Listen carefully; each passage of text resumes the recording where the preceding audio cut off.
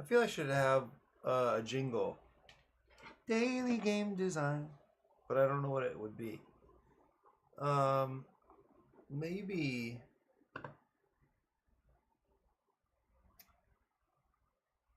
daily game. It should be a morning voice jingle, I feel. Daily game. Maybe bum bum ba-dum bum bum. Daily game design. Dun dun dun dun dun dun. I feel like that'd be cute, right? Working on ADRA HQ, we are thinking through icon distribution still. The main issue is that there were times when none of the cards, and for a while, none of the cards helped with any of the challenge cards. That was a significant problem. So, experimenting with some ideas. Mike had some ideas we're trying out. So, anyway, we'll get to that soon. Thinking about a few things. One is how, like, we just had the gaming retreat. And one of the things that's really important is that we send out a survey after and just check in with people and see, how things went for them. I think this one was a positive event. We had some new things we tried that I think went well. There weren't. I don't think we had too many real issues. I do think my impression is that food was an issue, at least for some people. And I think we got better throughout the weekend, but it's an issue of somebody getting used to the kitchen, and it'd be nice if we had a set team who really knew the space and had our group dialed in. And anyway, some challenges there. I mean, yeah, Jessica did a great job. People ate. Ming and several others jumped into the kitchen and helped out in a huge way. So overall, like, I had a positive impression with food, and that's with the understanding that we know we're not going to be able to please everybody.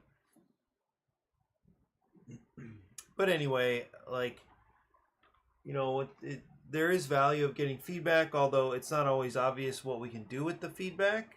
I think our model is pretty much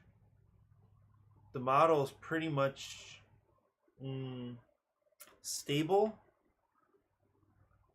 So anyway, I appreciate Mark sending me a draft of a feedback form. This is similar to what we've had. This one that I'm looking at right now is similar to what we've had in the past, and which I may tweak a little bit. I'm tempted to leave a couple of questions that have people looking at the positive. Describe your favorite aspect of or favorite moment from this last retreat. Why would you recommend this retreat to a friend? So some of these things help us know what people like, obviously. Also give us a little bit of content for, like, I reused a little bit of this for one of our ads that we ran on Facebook and Instagram. This is a question I asked mostly because there were a few cases where some people, in my sense of the situation, was that some people were left out or were not engaged, and so they sat by themselves. Some of that is, I want to say, I really don't like micromanaging all this stuff. Like forcing people to hang out, forcing people to get to know each other. I don't like that. I would like. I mean, the best thing is if this happens organically. If we just have people who care about each other and are interested in each other and curious about each other. If that's the case, that's perfect. When it's not the case, sometimes it's a facilitation issue. Did we create opportunities for people to get to know each other when they wouldn't necessarily naturally gravitate toward each other? or have a reason to get to know each other.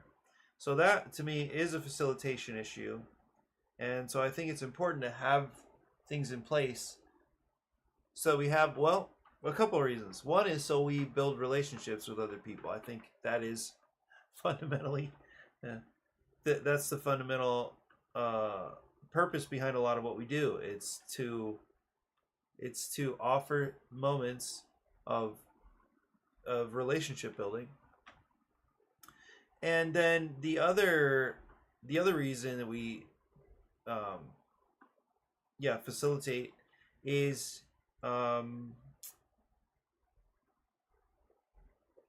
well, it's so that people have options. Like people, that there's simply they have something to do when they join us, so they have a nice time. So I can try to over engineer things. I think I've talked about that before. I used to care about that a lot more. Anyway, so one thing I noticed that there were some people who were essentially left out, not on purpose, not because people had an issue with them, but we just didn't have things in place. Especially on Friday, I noticed it. We didn't have things in place so that there were natural low stakes ways of people meeting each other. So that's why I have this question in here. This is a tough thing. I feel like there are some patterns personality wise among gamers, among nerds. Not, and of course, that's a term of endearment here on my stream. And anyway, I do think gaming and nerddom attracts particular personalities, or at least I view this as a situation where there are trends of personality types that are drawn to gaming. And so that can include some introversion. And anyway, I think once people open up, of course, we have a great time. Once you know somebody's name, once you know a little bit more about them, find some common ground, it's easy. Like, it's, yeah. But I think it's that initial hump that some folks might have a challenge with, and that's what I like to help with. So that's why I left this question, or I introduced this question into the survey. But I do wonder if you have noticed any trends, any specific challenges on the social level when it comes to gaming events. And I wonder if you have any ideas for good ways of getting more people to mix in ways that feel more organic, that don't feel super forced and required. Because that is another thing. I don't like pushing people around on the weekend. We have things people can sign up for. I encourage them to do, I encourage them to join different activities. We certainly announce different things going on.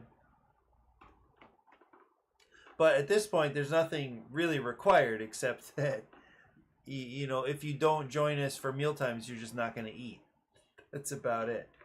So anyway, finding a way to have engaging things going on that also include some get to know you stuff, some social things. Yeah. Mostly because I know people sometimes choose to sit alone, and I'm not saying they can't be doing that. But if a person is interested, they're here for a reason. Like, they joined us for a reason. And if collectively we, even if it's accidental or incidental, if we don't include them, if we ignore them, we have absolutely failed in our mission. So anyway, all these other questions, like I was just in the middle of working on this, so I definitely have some incomplete stuff. But if we missed the target you expected us to hit, describe the target and how we missed it. If there's anything else you'd like to share with us. Now, Mark sent me a draft that includes a lot more detail, and it is a lot more about improving. But as I said at the top, it's I feel like we've stabilized, so I don't know that there's a lot we're going to actually be able to change. I mean, we can definitely change it, but some of it takes a team. And anyway, I'm not pushing back exactly. I'm not pushing back on this, but yeah, it's good. It's good that we ask some of the hard questions. What stood out the most? If anything, what didn't meet your expectations? Any technical or logistical issues? I'm not exactly sure what he's getting at here. How comfortable and convenient was the location? We know it's not. Well, both of those are. I don't know. Those feel like two separate things to me. But we know the location is not at all convenient, except for maybe one or two people that live on the west side. So, asking, in my view, is just kind of like, it's almost like reminding people that it is an issue. And yeah, we are actually thinking about going to a different location, or I am. I've been talking with some different people about different camps we could use. We know it's not comfortable, but there's not anything we can do about some of this. Like, the mattresses in the cabins are what they are, right? The location is what it is. So it's one of those things. It's like, if it's not going to change, then why ask about it? If we did find another camp, then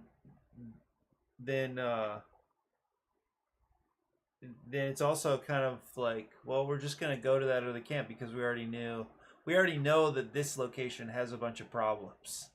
It's amazing too. I mean, the camp is really a beautiful place. The gaming space is great. It's perfect.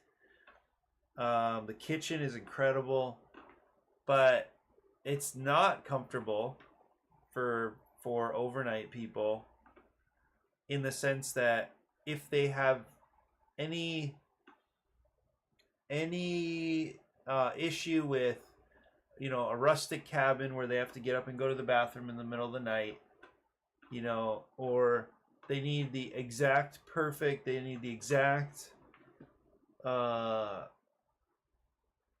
softness they're used to in their mattress at home.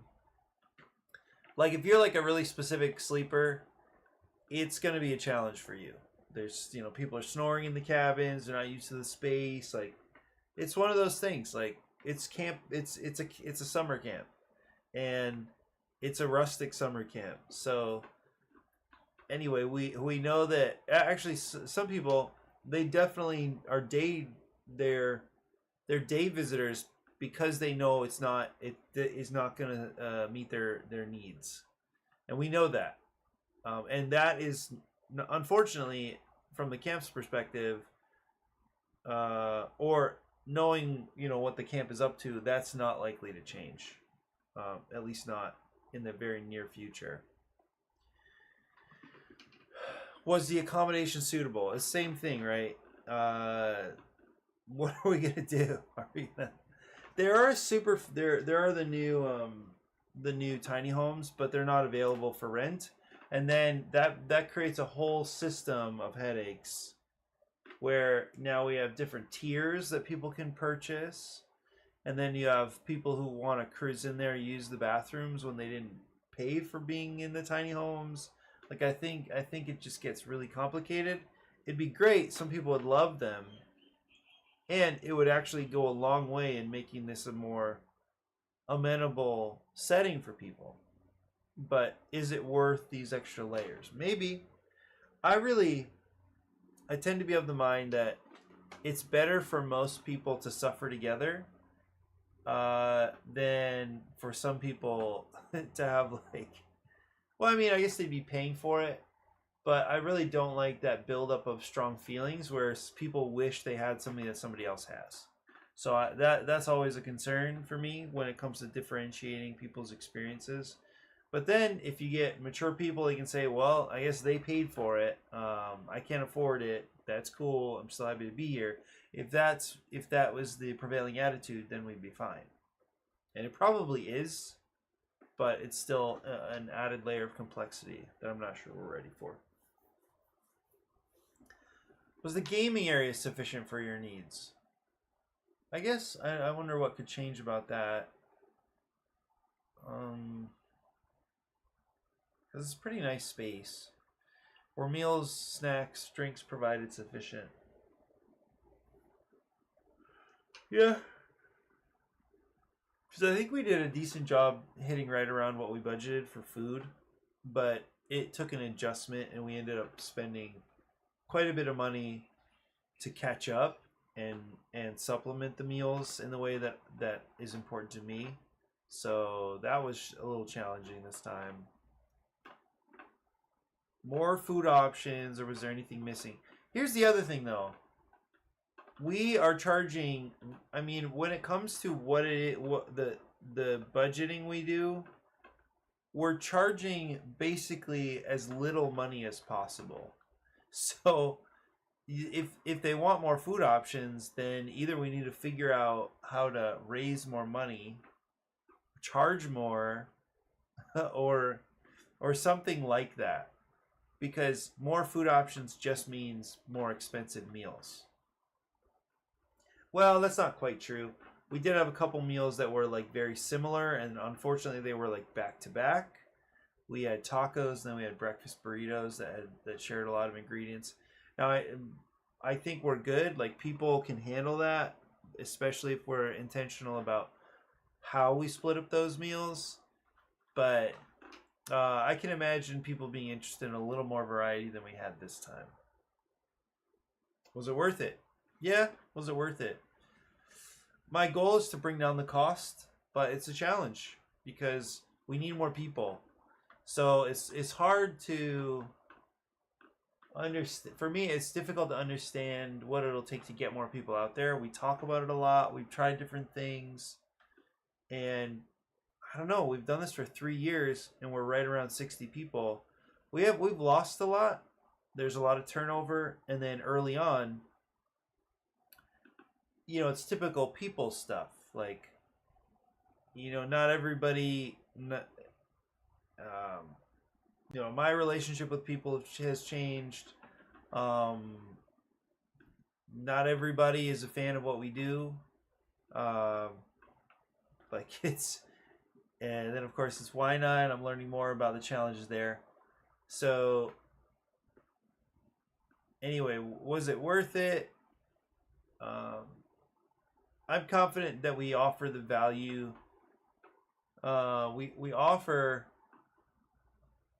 Well, it depends, right? It depends on how comfortable somebody is with their income level and that kind of thing. But was the retreat worth the cost? Yeah. The way to bring down the cost at this point is to get more people. And if we can do that, then that's amazing. And then this hopefully becomes less relevant. I know the price does push some people. For the full weekend, it's $150. And you think about, like, what else could cost $150? We serve 7 meals. We have 2 nights in cabins that are they're fine. If you can sleep in without. Anyway, we talked about that a little bit. But if you can manage to get some sleep, or if you don't care, there are a few people who just don't sleep at all, then I think we offer a lot of value for $150. But it still stretches some people. We get, yeah. I don't know what the average. It'd be interesting to know the average income of our group. I think, yeah, we tap into, a certain demographic. On average, that I don't think would, be in the highest of tax brackets. So 150 could stretch, many of our people. But if you figure that it's 6 months between retreats, watch the power of math here, right? And the power that I can't do in my head, but I should have been able to do that in my head. $25 a month. Could you subscribe to a great experience 2 weekends a year for $25 a month? Could you make that happen? I bet you could. Anyway, wanted to reflect a little bit on the weekend and kind of show our process and some of the things we're thinking about for next time. I do expect we'll have our next retreat in April. We're already working on dates for that with the camp, but this is also pending that the fact that we may go to a different camp, and if that's possible, that could be a big thing for us. You know, nicer accommodations, a little more comfortable. If they were cooking for us, wow, that would simplify things. And if they had a really nice spot right near the beach, I mean, that would be awesome. But we'll see. Be ashamed to leave our people at the camp. I love those people up there. I love supporting them. It's just not necessarily the best fit if we can find a way to afford one of the other places. Yeah. Okay. I think the other thing, yeah, it was cool. We had a couple indie designers send us games, and it's a little tricky to know how we can best support them.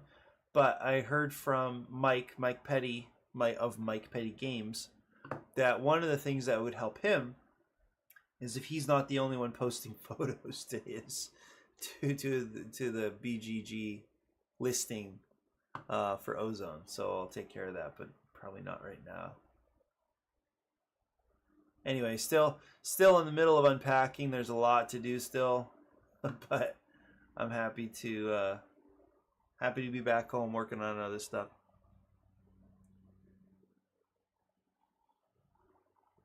And able to reflect on a great weekend. Okay, so last we checked in with ADRA AQ and Gemini here. I think I prompted right at the end to try some other icon distributions based on the rare, uncommon, and common idea that Mike introduced. So I'm going to have a look at that.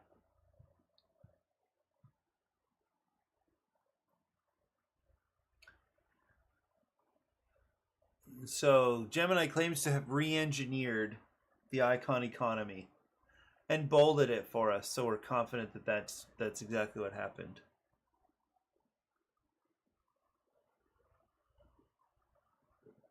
Rarity targets and new card counts. Here's the breakdown of the new distributions. Let's see. We're working with a total challenge demand of 112 icons. So 24 active cards. Why 24 active cards? There should be 12 active cards per game. So I'm going to jump in there.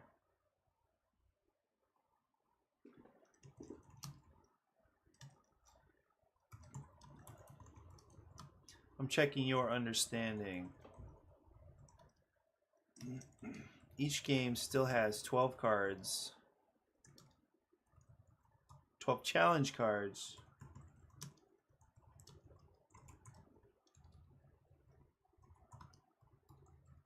In play at a time.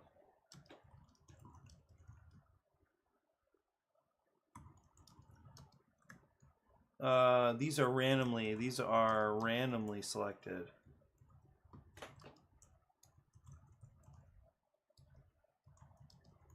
And split into piles of 3 around ADRA HQ at random. Does your system account for this?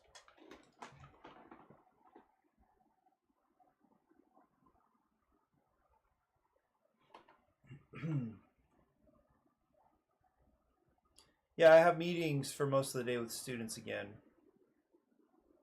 It's a really good time, but it is pretty draining.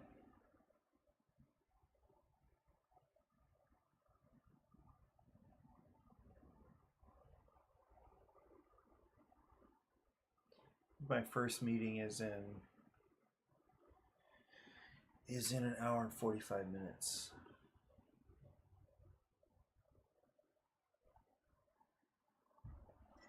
Yes, your system fully accounts for the setup rule.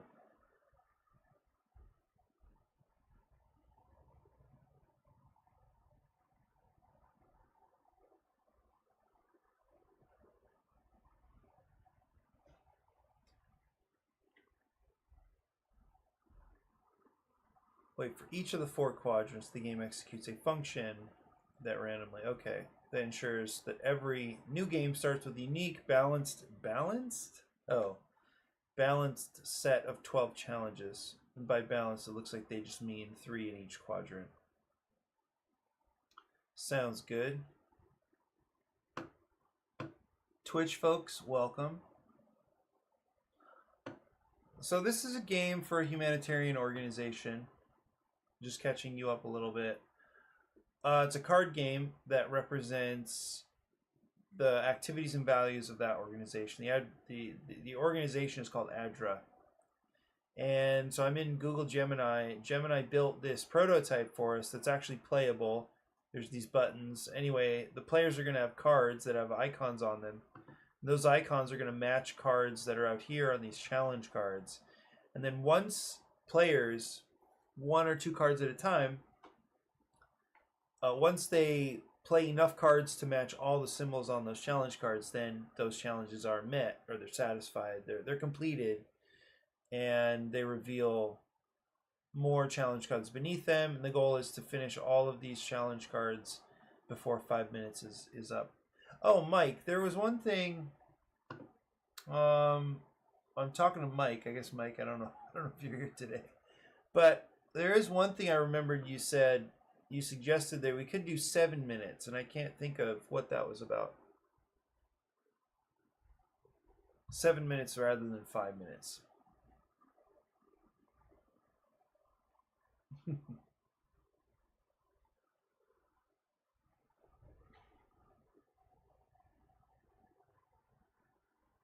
Yeah. Well, okay, so we've got the 12 challenges, so that's clear. Like it apparently the icons are meant to be distributed well across these 24 cards, but then somehow with the understanding that only 12 of them are going to get played. Okay, this was an odd thing. I stipulated yesterday that there should be rare, uncommon, and common, and this was the one thing that stood out to me. Oh, that's right. 7 minutes if you don't stop the clock at HQ. I'm gonna write that down.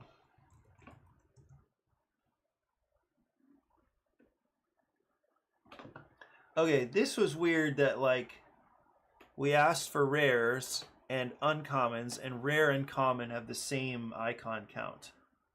That doesn't seem right. I'm going to point that out to Gemini and see how it responds.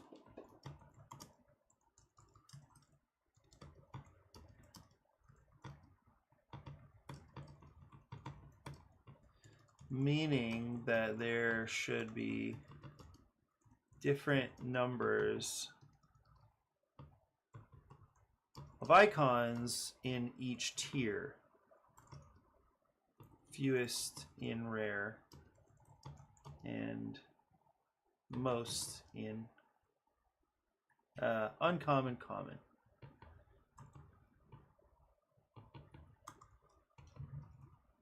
Yeah.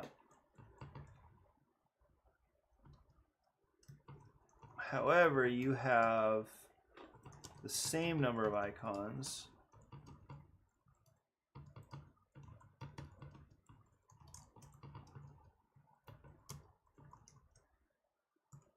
Yeah, so we'll see what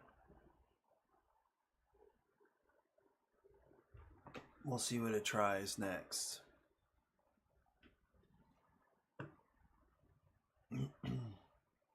I guess that was for oh, you know what? There was something else I was thinking about today, and it's based on playing Architects of the West Kingdom last night. I actually meant to message the guys, the Garfield guys, because I listened to their podcast, one of the recent episodes, and they say that in pretty much all of their games, somebody likes to house rule something. They're not like super against that, but what they've noticed is that usually what they house rule, what the players house rule, there's a reason that the design is that way, and that player just didn't recognize it or didn't value that decision, even though that decision made sense in the to the designers in the context of the design. So there was an interesting situation last night where, and I haven't played in a long time. It's definitely been over a year since I played. We had a 4-player game. Two of the players were brand new. 10-7.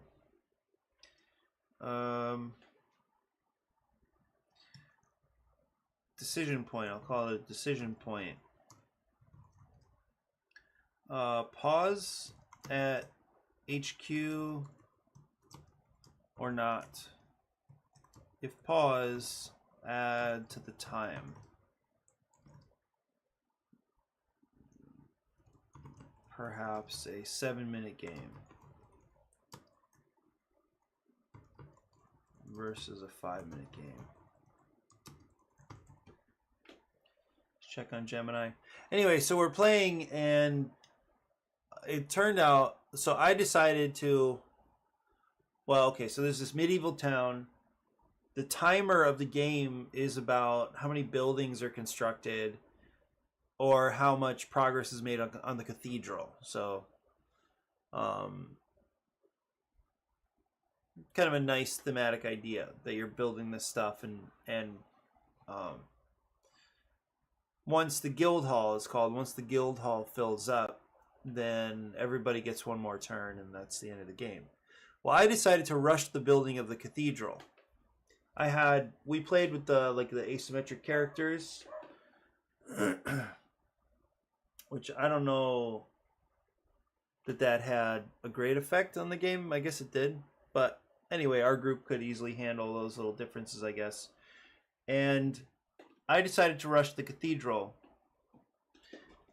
because I started with this lady who had the resources for it, and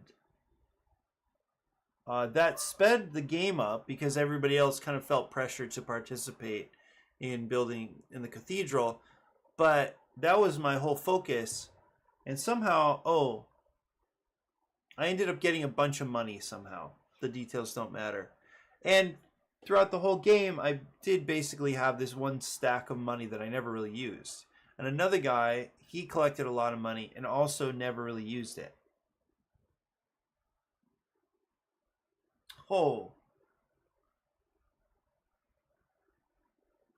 Each deck remains perfectly balanced at 45 icons, but the supply of rare icons is much lower. And then these are the challenge cards. We maintained the total. Actually, it's excellent. Rare requires fewest icons. Re-engineer the icon economy. Okay, so we maintain the total 180 icons for the 24 challenge cards and 180 icons for all player decks. Which seems good, right? Because only 12 of those, the challenge cards, are going to get used. If it's... Here, let me see. So 180 divided by 12 is 15. So, sorry, by 24. Yeah, 180 divided by 24. So it's on average 7.5 icons a card. Then times 12 is 90 icons. Well, that should have been obvious. But it's 90 icons.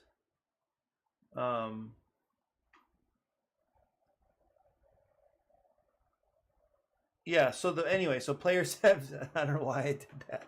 Oh my god. My calculator. But the players have twice as many icons as there are, or will have on average twice as many icons as there are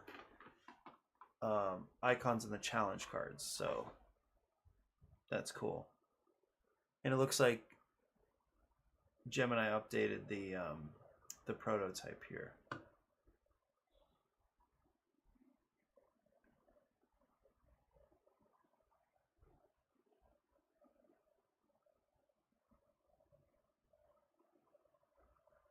Yeah.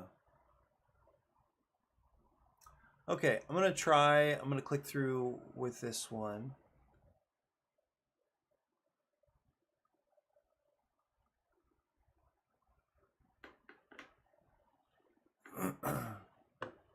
Yeah, gonna click through with this prototype here. So start the mission.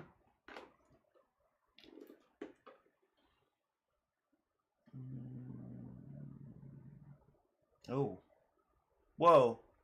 That's exactly the card that fulfilled that challenge card exactly. That probably should not be the case. Like that should probably not be possible. This one.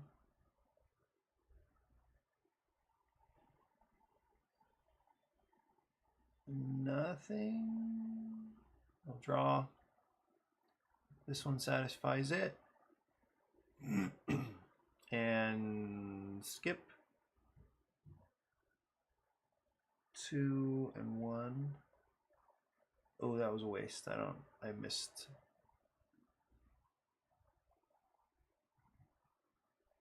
Draw a card.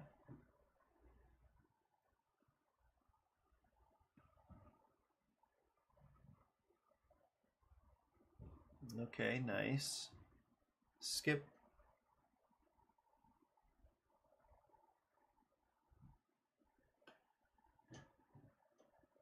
Yeah, I think there was meant to be. I think I had from 1 to 4, but very few should have 4. I'm pretty sure. Yeah.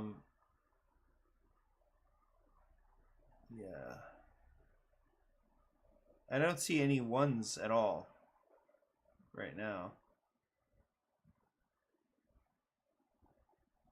Nothing. Drawing on this. Also nothing. Okay, here we go. I'm gonna go north. Was there any? I don't think there were. Oh. So that got us close. Water and. Yeah, it does mean sacrificing. Yeah, right. It means losing out on some of these icons. Refocus. We'll go south. Bam. Yeah, it does feel a little bit like wasting, but then I also feel right now I have so many icons I don't care. Oh, that was wrong. And I don't know, because I have so many icons, it might feel weird to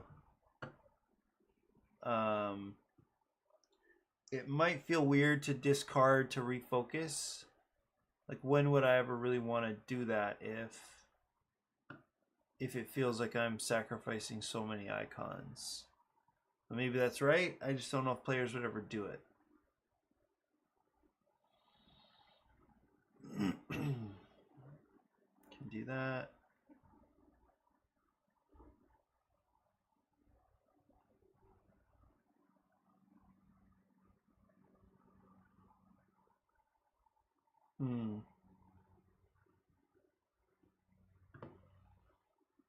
Okay, skip to draw. Draw. I haven't gone to HQ. Why not? Just go there.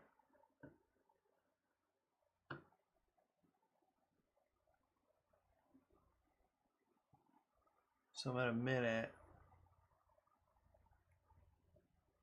Right, but I have 4 cards left, at least in this deck.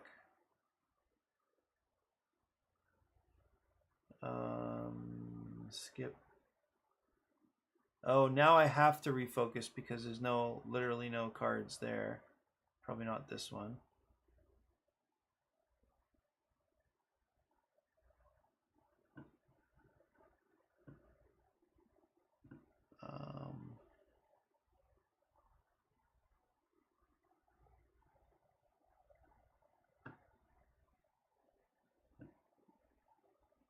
Yeah.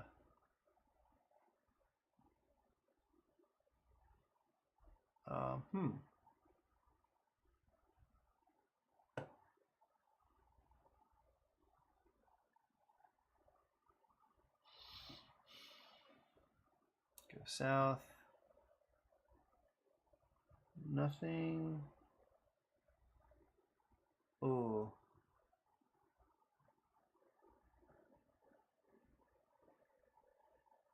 Okay.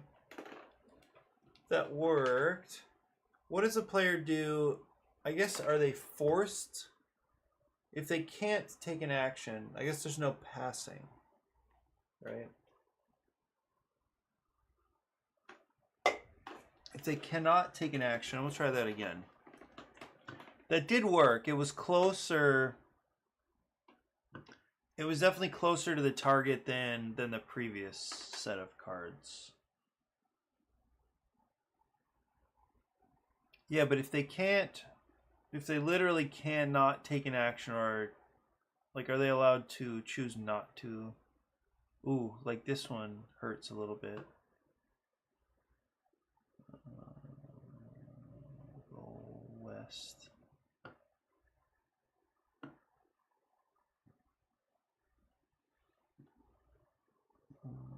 Pass. Draw. Draw. Yeah, that one stung a little bit. That was 4 icons for 1. North.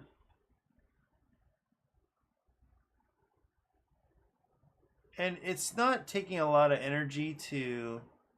Ooh, that was a bad deal. I probably shouldn't have done that. This one is tough. Draw.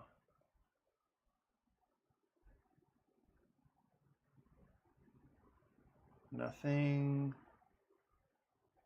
I guess I could do that, but that's not that cool. Draw. Draw.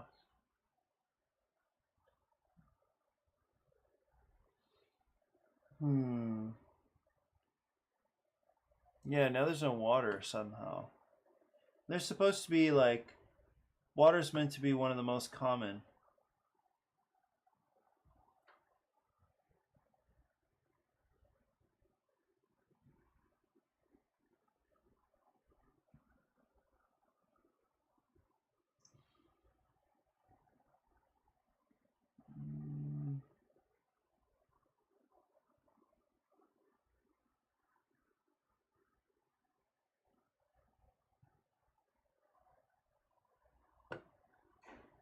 Let's go east.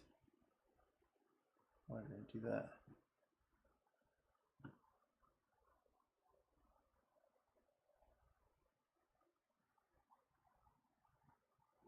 Yeah. Well, you'd have more information for sure. I'm at 240.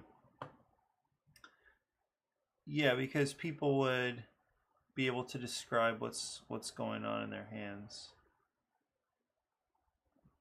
Draw. The main thing is I'm just trying to see. Uh-oh, some math issues, Mike.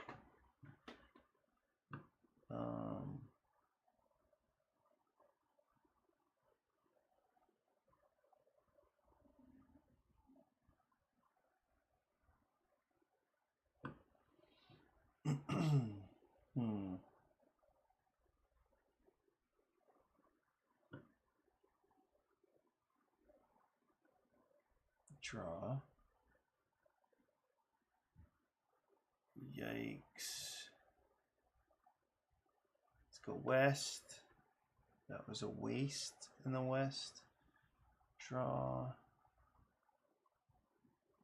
Ouch. Let's go east. Pass.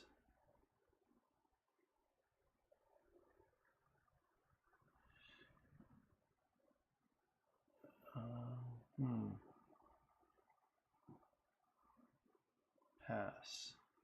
Draw. Draw. Draw. That should go on HQ probably. Okay, this satisfies. A minute left. Skip. Draw. Oh, that's a good fit. Pass. Need this guy. Let's go west.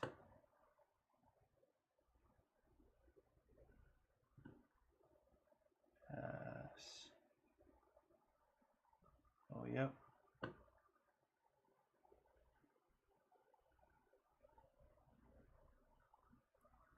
Is that it? North. Need to. Oh, I had to refocus.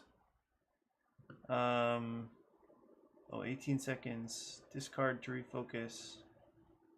What's going on? Oh. Okay, let me have a look here. Builder and teacher are low on commons, but very high on rares.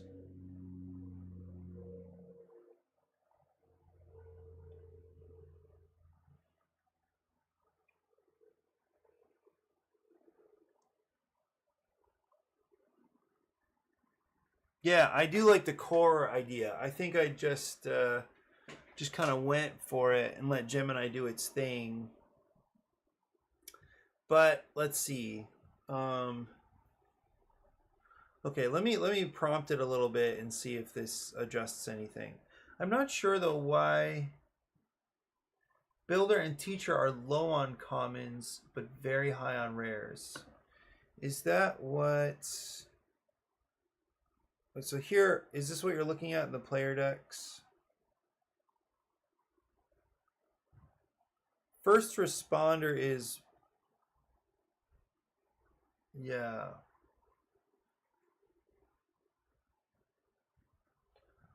So first responder and doctor are high in commons. Actually, first responder is the one that is lowest in rare, highest in commons. All of the other players have something high in rares, but it just turns out that doctor also is high in commons. Teacher is high in uncommons and rares. And builder is like a mix.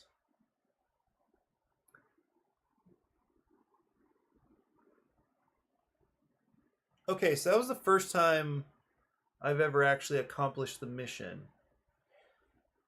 How many total cards played was 37.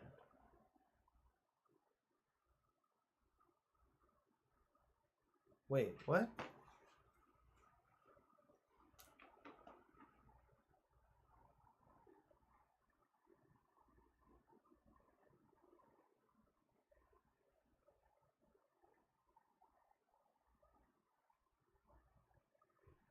Unless you wanted rolls to be based on the scenarios, which could be really cool. Like the challenges have to be filled in order, and the order is always common to rare. So first responder has a deck better suited to starting a challenge. Do you mean like stacking the challenge cards in a specific way? Sad. Boo, house rules bad. Appreciate that perspective. Yeah, there's a first responder. Yeah, go ahead and describe what you mean by starting a challenge.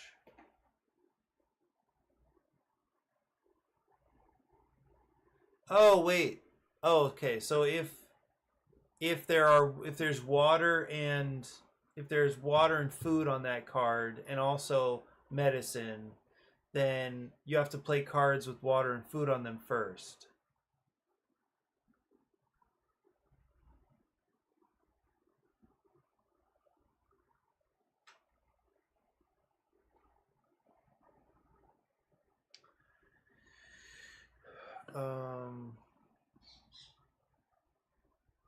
Yeah, I gotcha.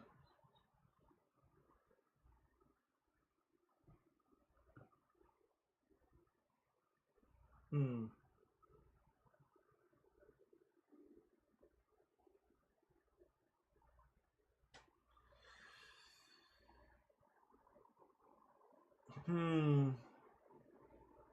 I feel like that could be like an advanced variant, maybe.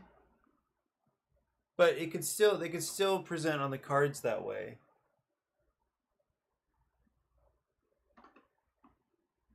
Cover up the cards you play so that the order of the symbols matches the pattern.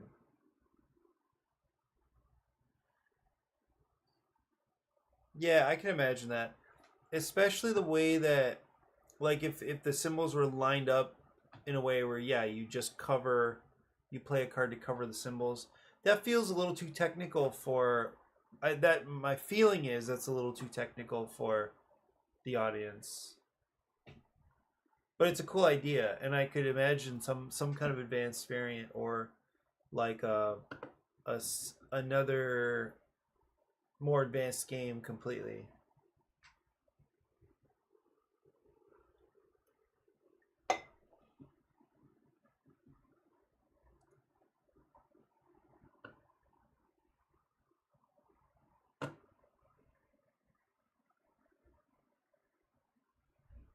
Yeah.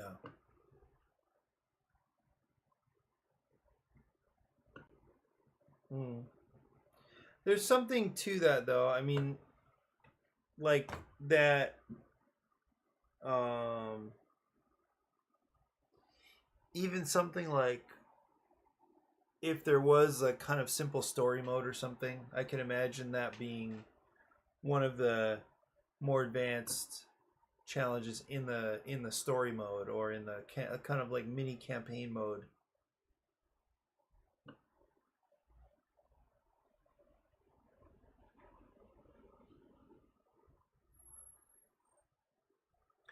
How many cards are we at? How many cards are in the player decks right now?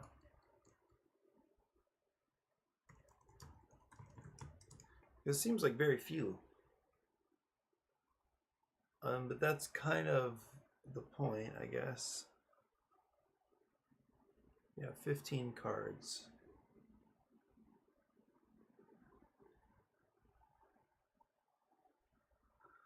Wow, if this is the case, like if this...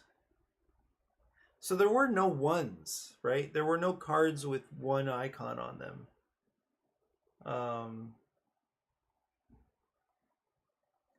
15 cards. So 60, that's 84 cards.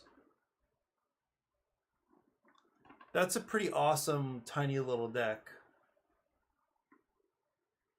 Yeah, Mike, because the idea that you're sacrificing some number of symbols to do anything.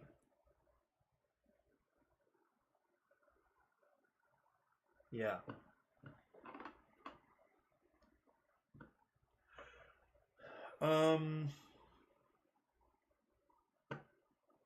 Yeah, I could see like the intro game, or like the regular game. I would probably want this to be the standard game.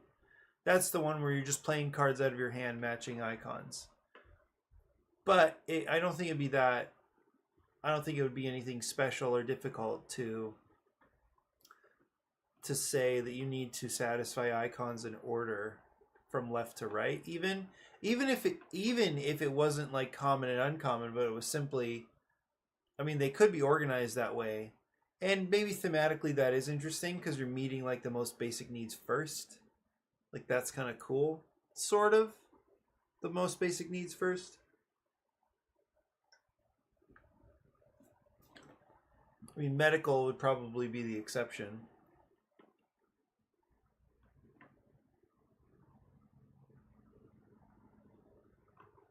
My concern right now is that without a computer telling you what symbols you have completed, it would be really hard to parse on the table.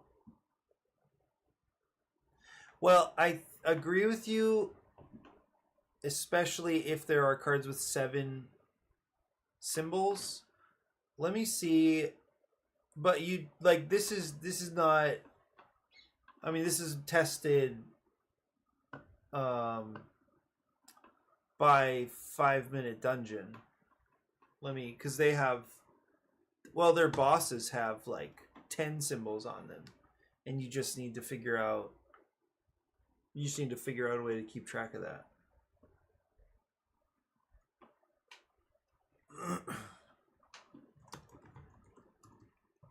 Let me see, actually.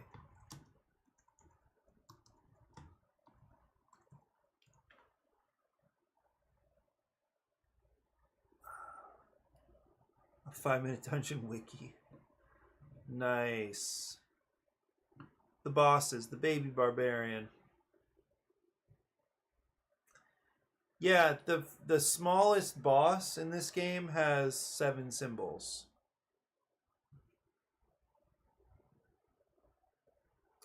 The dungeon master has 9, 11, 13, 15 symbols. That's what this is over here. So it's not. I think you're right that it is a kind of issue. Right. I think at most 3. Oh, let me see. Maybe it's in the. I wonder if it shows any of the cards.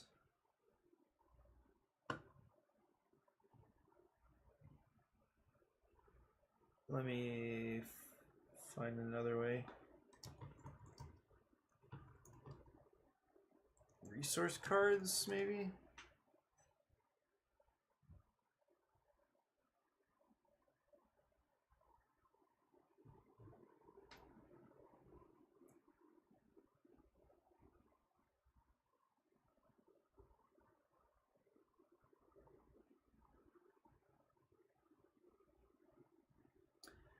Oh, right. Yeah, it looks like at most 2. Maybe some special cards give you 1 more or something. Or maybe not. But I think some of the characters, like special stuff, can give you a little bit stronger of a card. Yeah, right here. 2 of the same, but not always.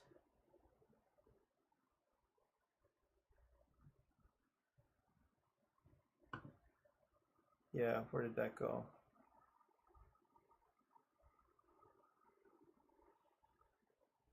Oh, no, these are... No.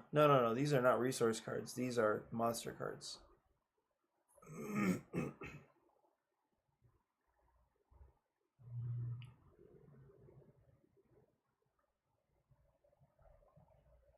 Still monsters. Yeah, they're not always two of the same. But I guess usually they're 2 of the same.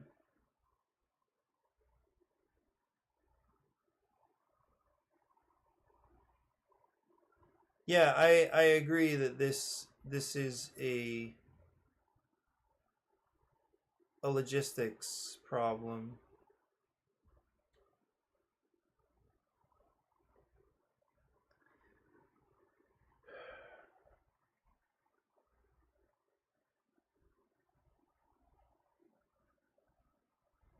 Like, where do those...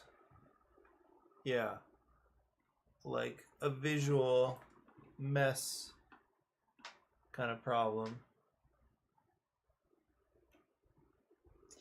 We could just expand the cards in each player's deck and reduce the number of icons on each. Well, what happens if I just make... if all the cards have two icons on them?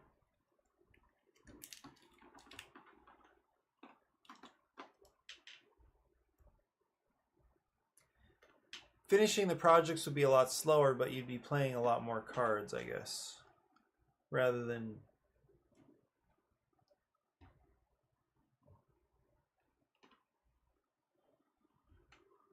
They could have 1 or 2 symbols on them.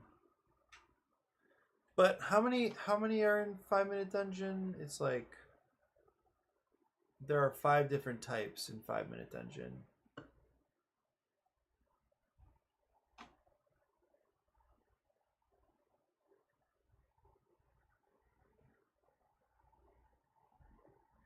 Two icons only is much easier to balance around. Yeah, so I could see see what it does here. We're running into a problem. Should I confess that to Gemini? We expect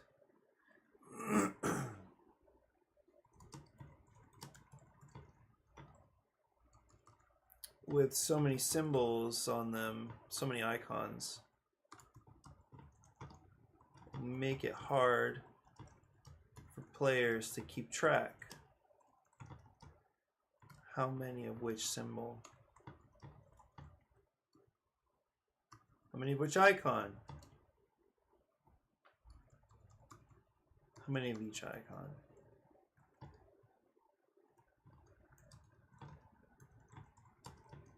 Has been applied to a specific challenge card. Let's take the same number, take almost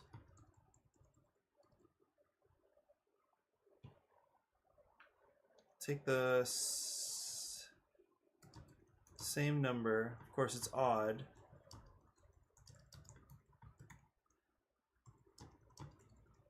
of icons and distribute them. This is gonna like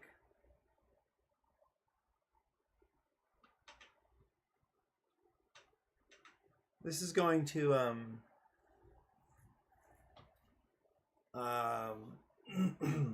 like balloon the number of cards.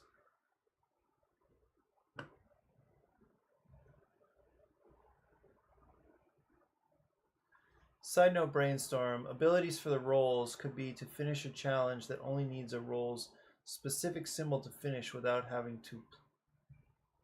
to play cards. So if the only icon left is a medical icon, then for the medic's turn, they could complete the challenge without having to play a card. Am I understanding that right? Or for the first responders card or whatever, the doctor's card. Wait, the icon specific, or well, I think I'm following you. So, what would the so the first responder is the only one without a specialty right now. Yeah, let me finish this thing here real quick. As close as possible of icons and distributions.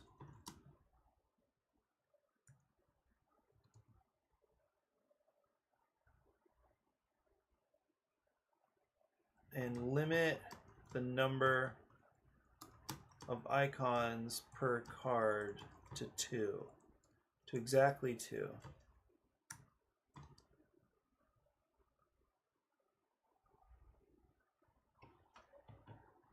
Let's try. Taking the same number as close as possible of icons and distributions in the player decks and limit the number of icons per card to exactly 2.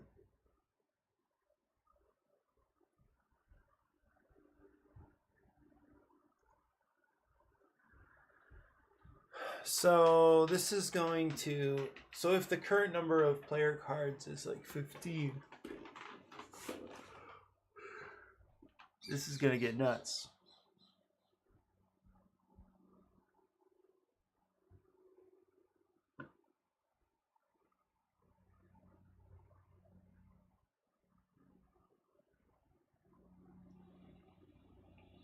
Well, are you also saying, so with this idea, we need a medic over here because all the non-medical items have been completed? Is it that, well, because right now every deck has all icons. Every player deck has all icons, except that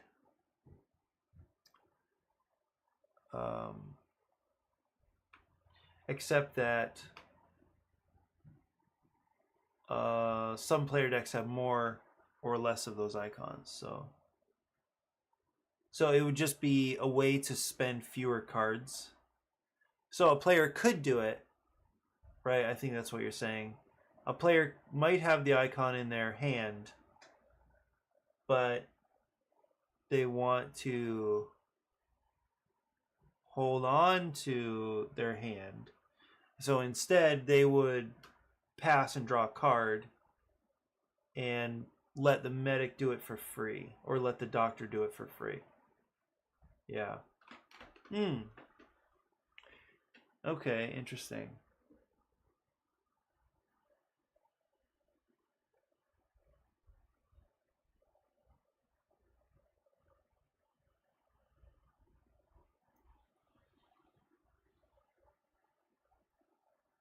This is so weird. Like, I don't know how some of these things happen, but like, what, what happened here?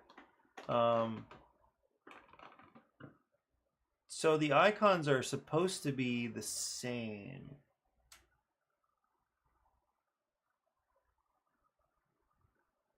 Okay, hang on.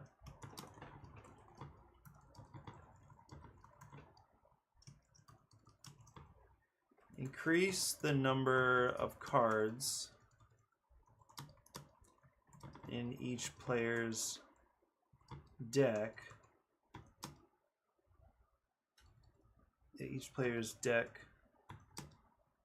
In order to maintain the same numbers of icons and distributions as before, but making sure that there are only 2 icons per card. I'd make all decks the same with 3 common icons, 4 rare icons. Each role has 1 icon specialty.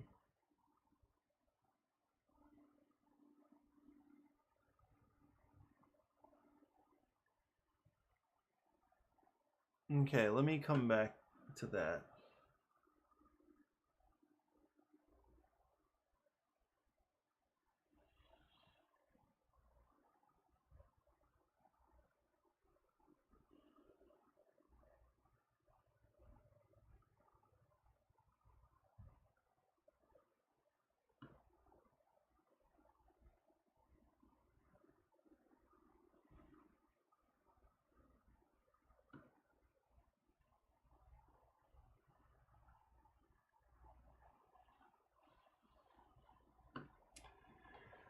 Okay, in that scenario, I'd make all decks the same with 3 common icons, 4 rare icons. Each role has 1 rare icon specialty.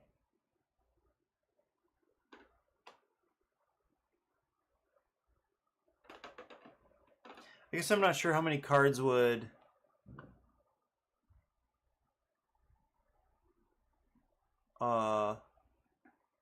Stephanie? She says, you there? Oh. Welcome, Stephanie. Sorry, I'm working with Mike over on YouTube.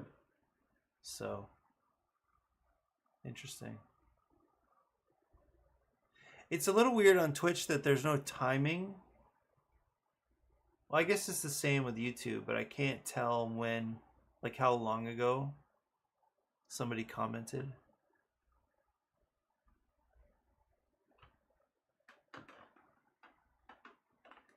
Okay, show me the icon breakdown.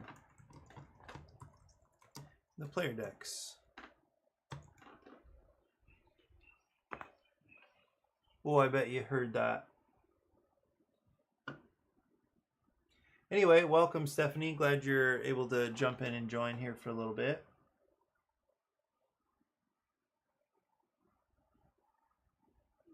Okay. Yeah, okay, so that is... That's more like what we wanted. Yeah.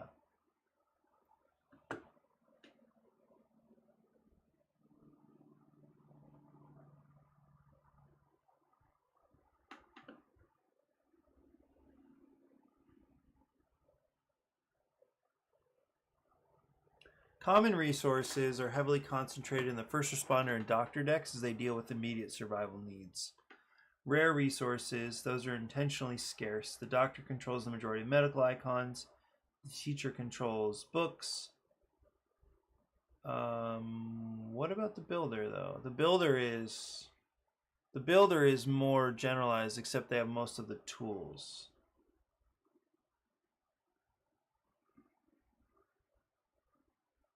Medical book. And what does L stand for? I forget what L is meant to mean here. Because it's like tools, right? Tools or livelihood. That's what it is.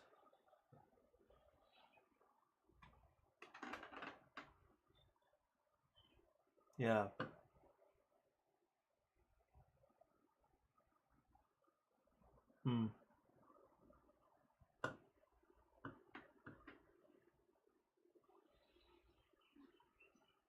I wonder. Okay, so another thing is, let's see, special abilities. We still. Oh yeah, I did. I mean, I'm interested in the idea of like a core deck. I think that's nice. Or if there was, like in 5 Minute Dungeon, 5 Minute Marvel, like if there was a central deck that players just get dealt out that have, some kind of even distribution. Let me see. I'm gonna click through this one, see how it feels.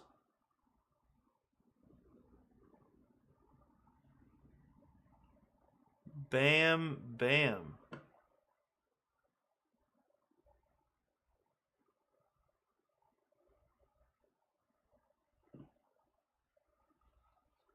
So now it's at most 4 cards.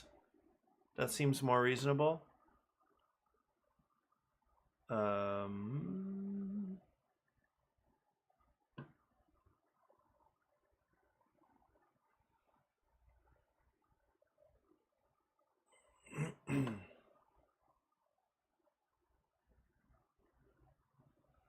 South.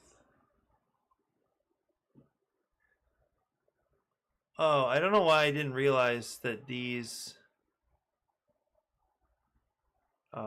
refocus north. Yeah, I'm not sure why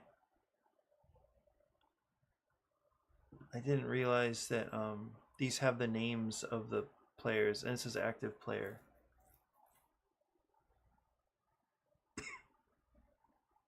Draw, draw. Oh, shoot. Let's go to HQ.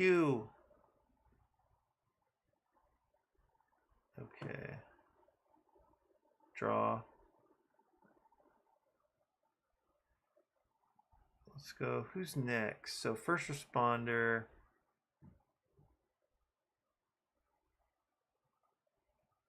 Is the doctor next? I actually don't know which symbols are which.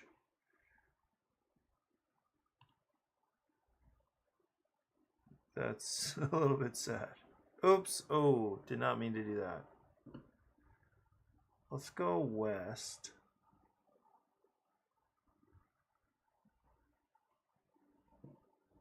Yikes, these builder cards, this is all, what is this tool? It's all tools or something.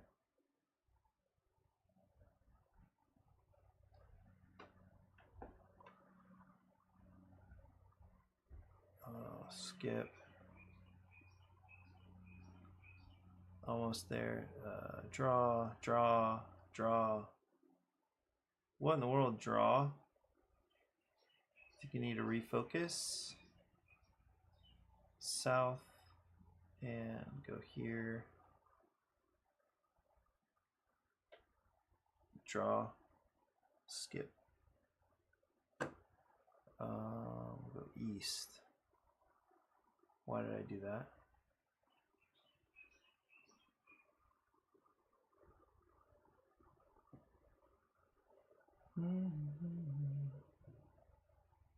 Oh, these are a good fit.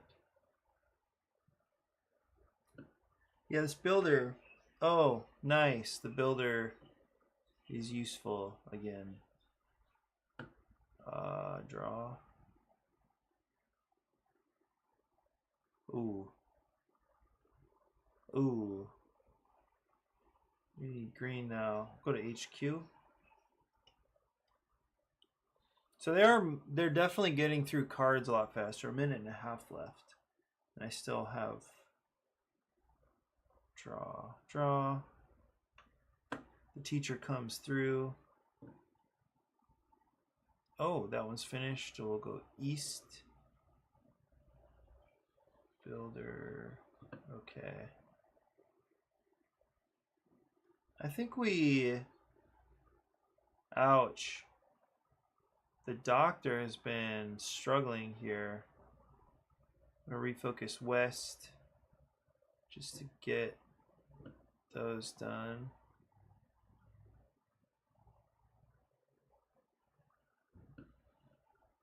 Okay, 45 seconds. Skip.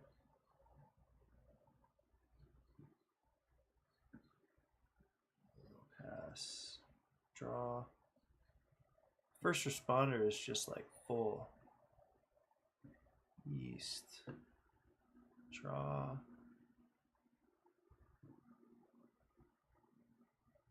Oops. East, 17 seconds left. Draw. Uh-oh. Whoa, whoa, whoa. What do I do?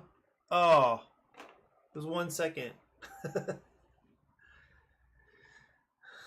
Oh, what the heck?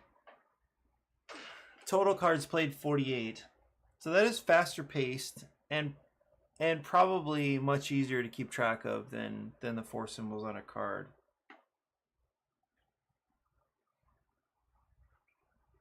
I didn't mind that. What's the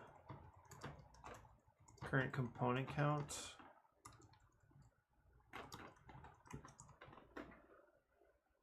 Yeah.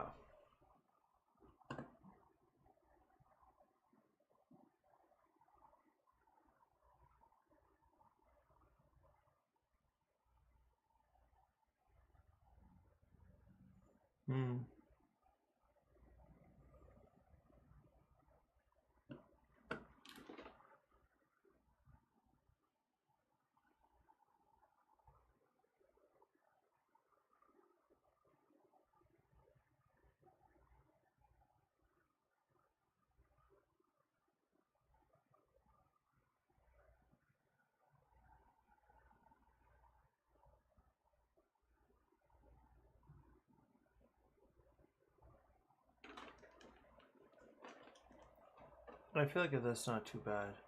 Oops.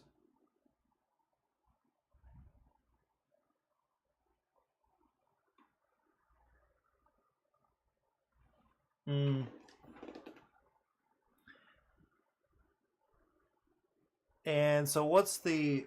I mean, the primary way to make this more difficult is to add a card to each of the challenge piles, but is that interesting? Maybe not. That's kind of what 5-minute dungeon does. It just adds to the demand.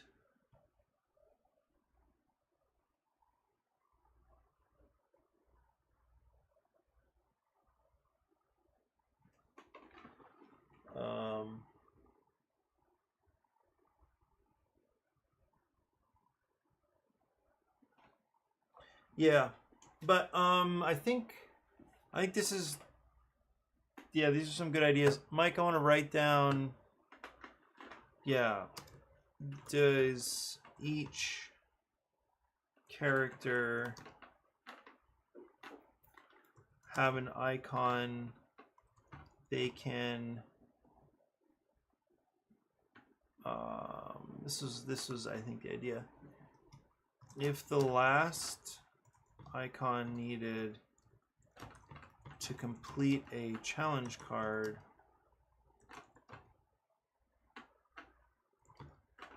is one related, is a specialty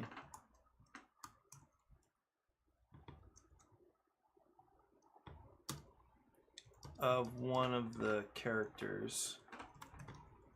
That character can complete that challenge without playing a card. Yeah, that's a neat idea. Anyway, so I took note of it.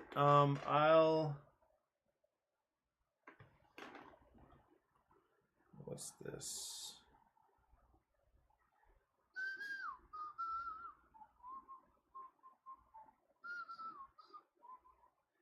So I think I see what you've got here. So that's the going in order thing. I also like the layout. That does seem really clean, really simple. And you could just, yeah, stack them. I see that. Yeah, that's a neat idea. Challenge.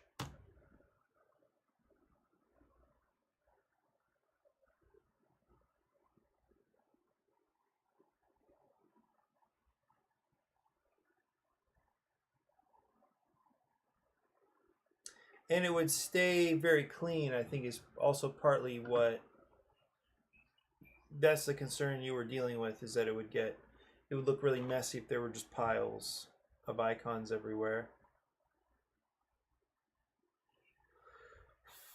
It does feel, again, it's slightly technical to say some cards, as long as those icons, as long as it has the icons in the correct order. So I think even the player cards would have to have icons from, they'd have to be in like rarity order as well.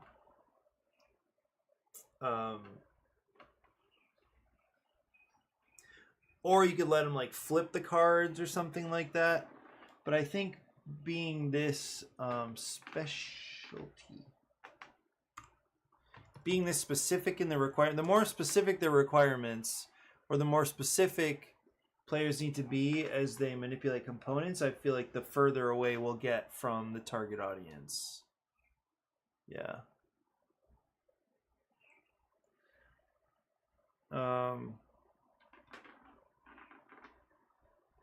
But I like this. I think there's something here.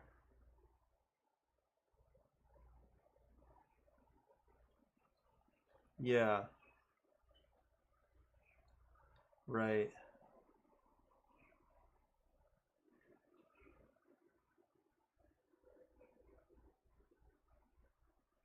Yeah.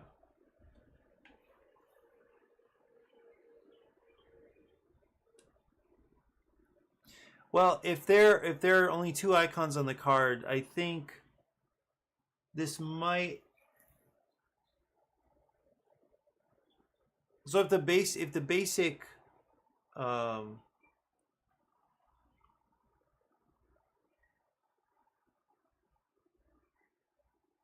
just rare and common.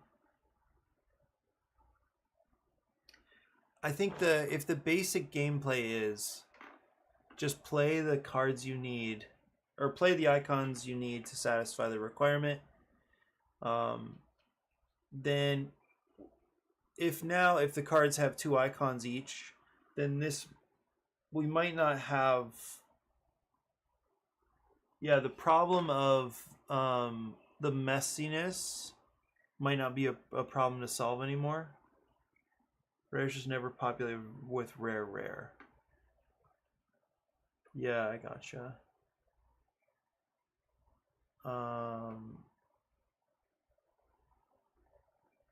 Here, I'm gonna just copy what you've got in the chat there.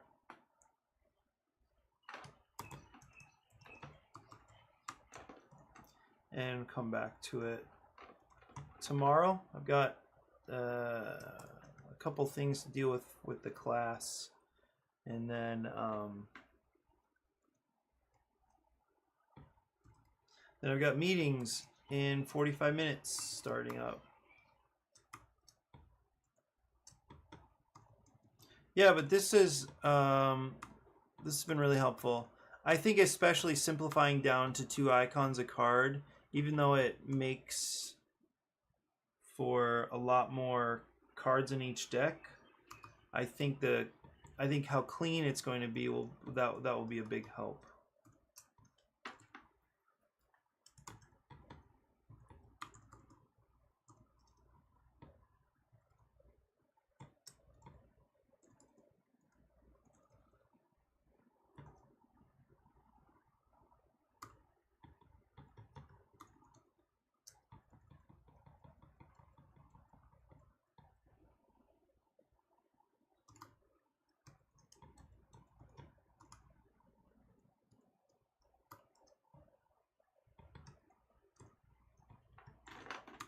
So YouTube chat.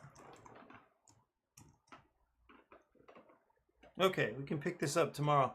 Thanks as always for these ideas, and yeah, it's a nice dialogue. It's a nice kind of